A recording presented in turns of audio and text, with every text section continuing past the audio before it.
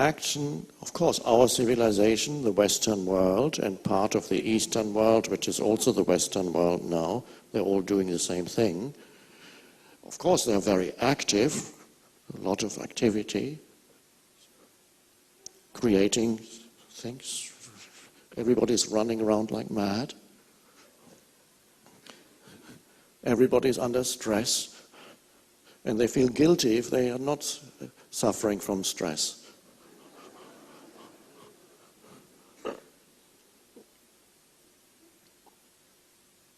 Are they creating a happy civilization? Are they creating fulfillment, peace? No, it seems to me from what I observed that people are becoming more and more unhappy and stressed. And they're all saying they don't have enough time for anything, no time. No time for the present moment, certainly not for the present moment.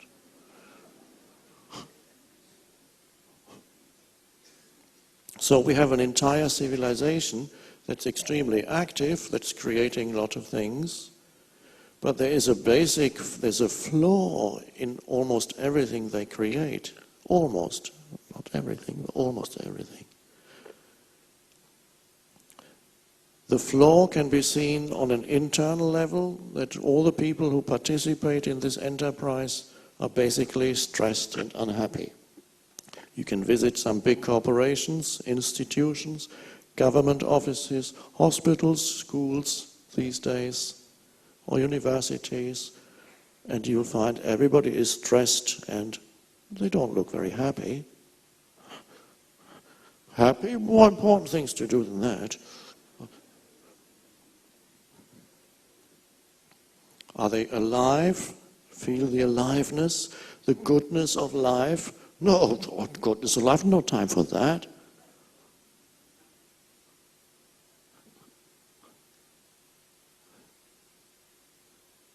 Yes, discontent with the present moment can generate a lot of activity, but there's a flaw in whatever is created through that activity has a basic flaw in it.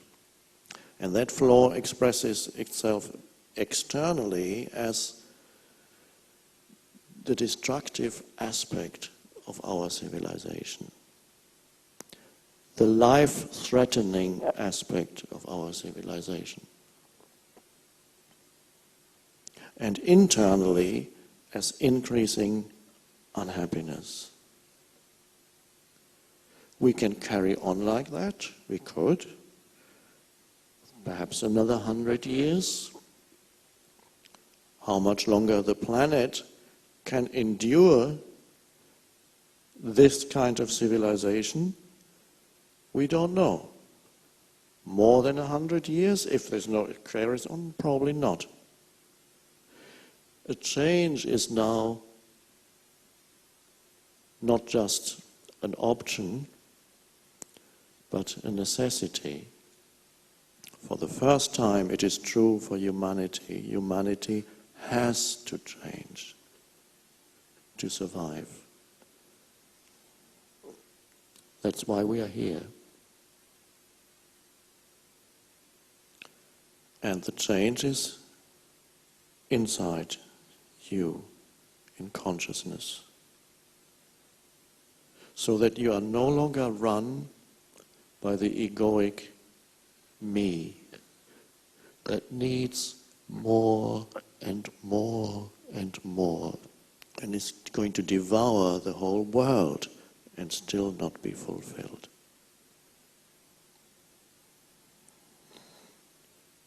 You can have action arising out of discontent, that's our civilization. You can also have action arising out of acceptance of what is, which is a state of inner peace and aware presence. You become aligned with the present moment, internally aligned at one with the now. You don't separate yourself from the form that this moment takes. Before you would have argued with it, it's never enough, it's never right, it's not the right kind of thing that should be happening.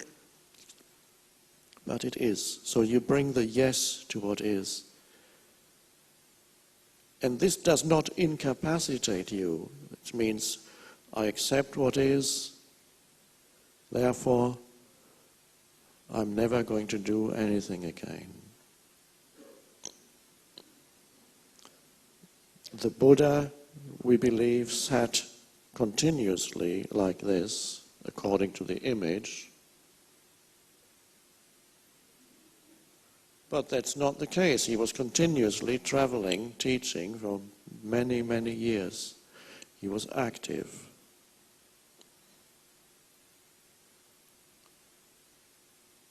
Every moment, ultimately, of course, there's only one moment, in whatever form that this moment takes, every moment may have a certain requirement.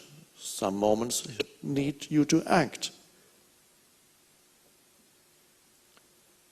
And if you are aligned with the moment, the kind of action that you take is qualitatively totally different from the kind of action that you take when you deny, dislike the present moment, out of that feeling of, I want to get somewhere better than this. Yeah, it can make you do things, but it is, in Eastern terms, karmic action. Produces more suffering, more unhappiness, because it arises out of unhappiness. We are going to fight for peace.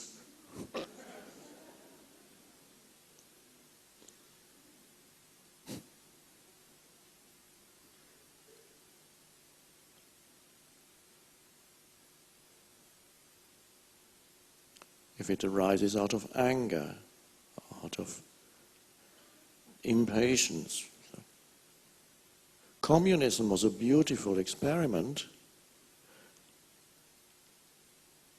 We are going to change the world. The mind saw the world is not just. It should be no possessions, no individual possessions. Everybody is equal. Wonderful. But nothing had changed. They had forgotten about the egoic sense of self, with its need for more, its need to be right, its need for power and for enemies, its paranoia of others, feeling threatened by others. So it turned into a nightmare. And it came out of anger too. Yes, you say justifiable anger. The world of Russia was so unjust, the political system was so unjust. Yes. And the next one was even more unjust. Turned out to be.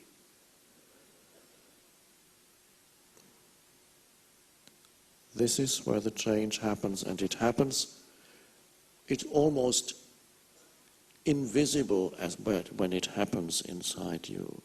It's almost imperceptible. How does it happen?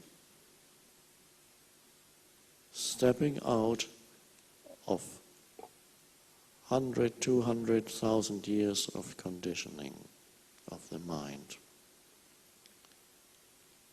into the eternal, timeless freshness and newness and aliveness of now that is not separate from who you are. What is the now? Not the content that fills this moment with sense perceptions, with experiences, with thoughts and emotions. Not the content that fills this moment. That's not the now. That's what happens in the now, the content. The now is deeper. The now is who you are as the space of conscious presence that makes it all possible, that makes the whole world possible. Well, how do I know that? Step out of thought into that still inner space. It's not the right word, because realize that you are in your essence, not what happens in your life. Don't ever look for yourself in what happens, or try to complete yourself through some event, some happening, some place, some situation, some person. You can never find yourself in what happens, which is content. You are not what happens, you are the space in which it happens. You are not your thoughts, they come and go. You are the vastness in which these thoughts appear and disappear. Because underneath all your thinking, there is the stillness. There is the pure being, the pure consciousness, the timeless dimension of yourself. And at first, when thinking stops for a moment, there seems to be nothing there.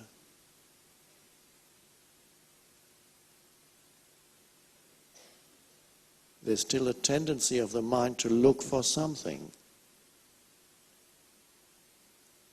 So you become comfortable with that state of simple being, alert, present being. You learn what it means to look without needing to call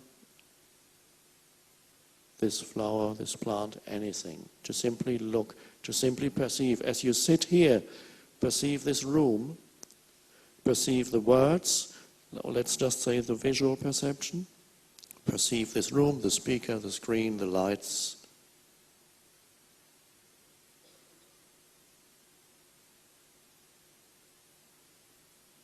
Without needing to call it anything.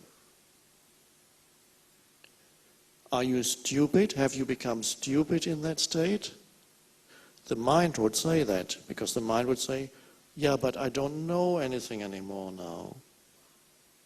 That's good. A deeper knowing comes out of that state. Wisdom can only come if you access no thought, the dimension of no thought in yourself.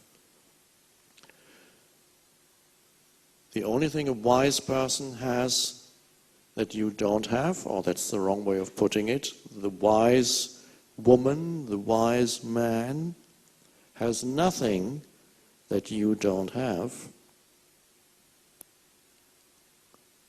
He or she is simply aware of the dimension of stillness, the dimension of no thought. That's out of which all wisdom comes, which is also in you. So bringing that into everyday life through being aware of the inner energy field of the body, being alert to sense perceptions, another way of entering the state of alert, thoughtless presence. Look around the room a few times a day where you're sitting, as if you had just been born into that room. Oh. It requires a high degree of alertness, yes, but that is in you. So periodically, even if it's only 5 seconds at a time, you bring in thoughtlessness, not in its usual. Thoughtlessness usually is a negative term, but here, thoughtlessness implies more consciousness, more intense awakeness, to awaken. And and then you realize the compulsion to think is just a habit, deep-seated habit. And you don't listen to the mind when the mind says, I have no time to be present now, not even 10 seconds.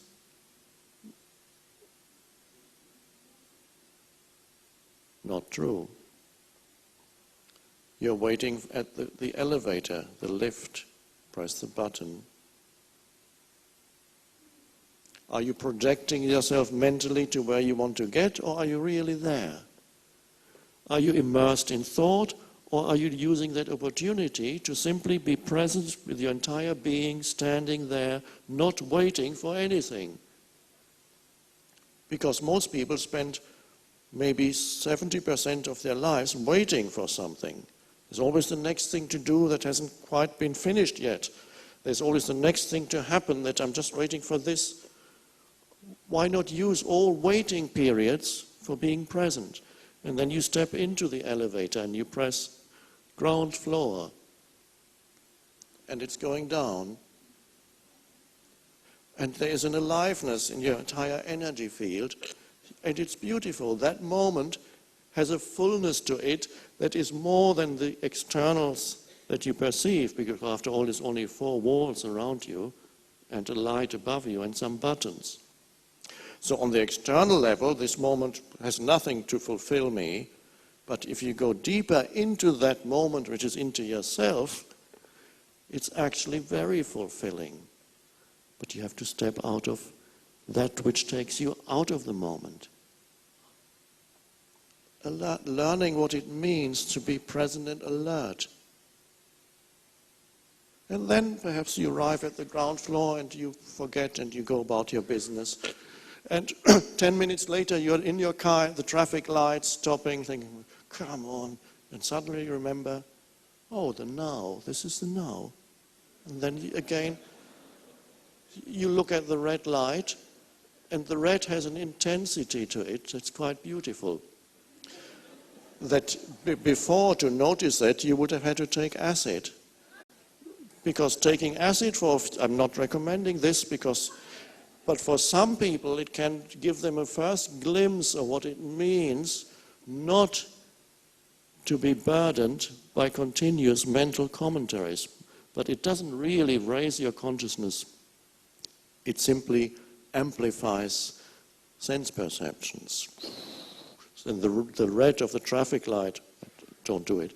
The red of the traffic light becomes so intense, you can't think about it anymore. It just is overwhelming. Wow.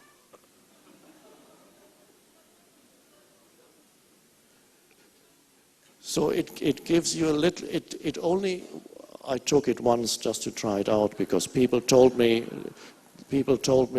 this is like acid, isn't it? And I always had to say, I don't know, I haven't taken it. And finally I said, okay, I'll need to be able to answer these people, so I'm going to try it once. And so what I've experienced was the amplification. Everything was vibrating. There was intensity of smell, hearing, the visual, tasting, everything was amplified. Nothing special that I experienced otherwise. But some people say, wow, the world can be so alive. It always is. You just don't know it because of the screen of your thinking. So here, this is much better than acid. But there's a slight similarity, yes. But here you notice it because you become more awake. There's the traffic light, and here I am. And you feel the energy field in your body as you sit there, and you become aware of the movement of people, and you just look. The movement of cars, you just look. Oh, it's not that bad. Before you were complaining about that moment. What's this? Why am I sitting in this? I should be there, but I'm here. Yes. Can you argue with that? Well, you can, but it's mad. So you accept the isness of that moment and enter that moment more fully. So nobody can tell me that they cannot bring that into their everyday life. Not continuously yet. It's not required.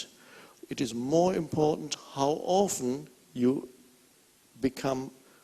awaken out of thinking than it is how long you remain in the state of not thinking. that looks after itself. Yes, after a while, that will be longer. More important, how often you step out of thinking